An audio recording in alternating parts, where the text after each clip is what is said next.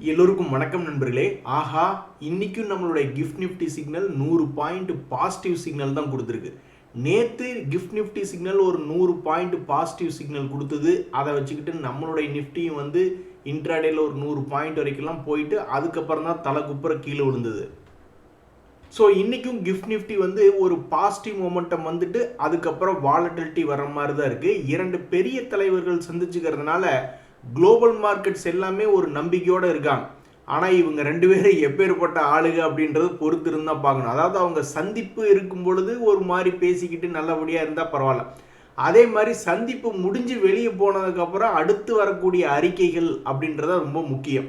எது எப்படியோ இப்போதைக்கு இவங்க ரெண்டு பேரும் சந்தித்து பேசிக்கிறதுனால நம்மளுடைய குளோபல் மார்க்கெட்டில் எந்த பிரச்சனையும் இல்லை. இனி நம்ம கீழே விழுந்தோம்னா நம்ம இன்டர்னல் செய்தி வச்சு தான் கீழே விழுகிறோம் அப்படின்னு அர்த்தம். ஆக மொத்தம் கிஃப்ட் நிஃப்டி சிக்னல் இன்னைக்கு பிரைட்டாக தான் இருக்குது இப்போ வரைக்கும்.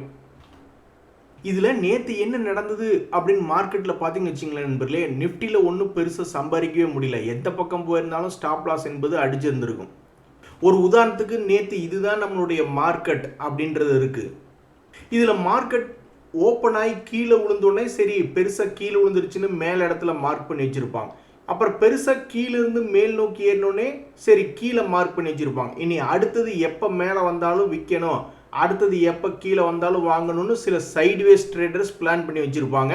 சில பிரேக் அவுட் ட்ரேடர்ஸ் வந்து பழைய ஹையை, ஏன்னா நேற்று தான் மார்க்கெட் பாசிட்டிவ் மொமெண்டமில் இருந்தது இல்லை, அதனால் மார்க்கெட் உடச்சி மேலே வந்தால் எடுக்கணும் அப்படின்னு நினச்சிட்டு சில பேருக்கு வந்திருப்பாங்க. கடைசியில் என்ன ஆச்சு அப்படின்னு பார்த்தீங்கன்னா மார்க்கெட் வந்து கரெக்டாக அந்த செல்லிங் ப்ரெஷர் கிட்ட வந்திருக்கு. தன்னுடைய பழைய ஹையை மீட் எடுத்திருக்கான். செல்லிங்கில் போனவங்களுக்கு வெறும் 20 பாயிண்ட் தான் கிடச்சிருக்கு. அட பாவின்னு சொல்லிட்டு மறுபடியும் ஸ்டாப் லாஸ் அடிச்சிட்டான்.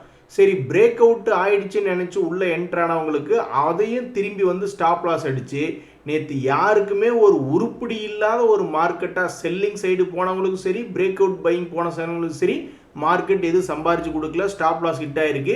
அதே மாதிரி ஒரு லோவை மார்க் பண்ணி எப்படா கீழே வந்து உழுகும் அப்படின்னு பார்த்துட்டு இருந்தவங்களுக்கு ஒன்றும் உழுகலை.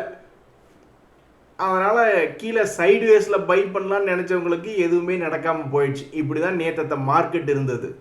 இதில் சிங் ட்ரேடர்கள் நேற்றைய மார்க்கெட்டை பொறுத்த வரைக்கும் பல்வேறு ரிசல்ட் கொடுக்கக்கூடிய பங்குகள் ஏதாவது வாலட்டிலிட்டியாக இருக்குமா அப்படின்ற மாதிரி ஓப்பன் ஹையை மார்க் பண்ணியிருப்பாங்க. ஒரு உதாரணத்துக்கு இந்த டிக்சன் அப்படின்ற ஷேர் வந்து முந்தா நேற்று ரிசல்ட் கொடுத்துருப்பான். அது நேற்றுல ஏதாவது பெருசாக 5 மினிட்ஸ் கேண்டில் தாண்டி ஏதாவது பெருசாக பண்ணுமான்னு பார்த்துட்டு இருக்கீல, அவன் பண்ணிட்டான். டிக்சன் என்பது கிட்டத்தட்ட 10,500 5 மினிட்ஸ் கேண்டில். அதை மேலே தாண்டி க்ளோஸ் வச்சோடனே அவன் க்ளோசிங்கில் 11,100ன்னு போயிட்டான், எந்த விதமான குழப்பமும் இல்லாமல்.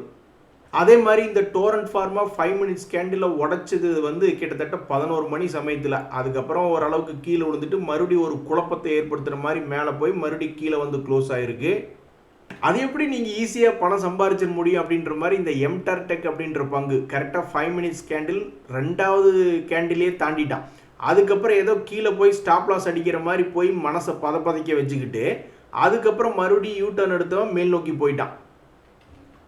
ஸோ இன்றைய தேதியிலையும் பல ஸ்விங் ட்ரேடர்கள் முந்தா நேற்று ரிசல்ட் கொடுத்தது யார், அவங்கெல்லாம் வந்து இதே மாதிரி 5 மினிட்ஸ் கேண்டிலுக்கு அப்புறம் ஏதாவது பெருசாக மேலேயோ கீழேயோ எந்த விதமான குழப்பம் இல்லாமல் போவாங்களா அப்படின்ற மாதிரி பல ஸ்விங் ட்ரேடர்கள் எதிர்பார்த்துட்டு இருக்காங்க. ஒரு உதாரணத்துக்கு பீட்டா அதிகமாக இருக்கக்கூடிய இந்த டாடா மோட்டார்ஸ்னு என்ன அர்த்தம், டாடா மோட்டார் கமர்ஷியல் வெஹிக்கிள், இந்த ஹெச்பிசிஎல் ஷேர், என்எல்சி இந்தியா போன்ற பங்குகளை ஹை பீட்டாக இருக்கக்கூடிய பங்குகளை இந்த மாதிரி ஸ்விங் ட்ரேடர்ஸ் வந்து சரி நியூஸ் இருக்குது, ரிசல்ட்ஸ் நியூஸ் வச்சுக்கிட்டு இவன் என்ன பண்ணுவான், ரிசல்ட் இம்பேக்ட் எப்படி இருக்கும் அப்படின்னு பார்த்துக்கிட்டு இருப்பாங்க.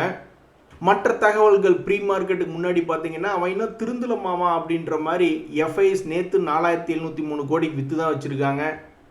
நன்றி, வணக்கம்.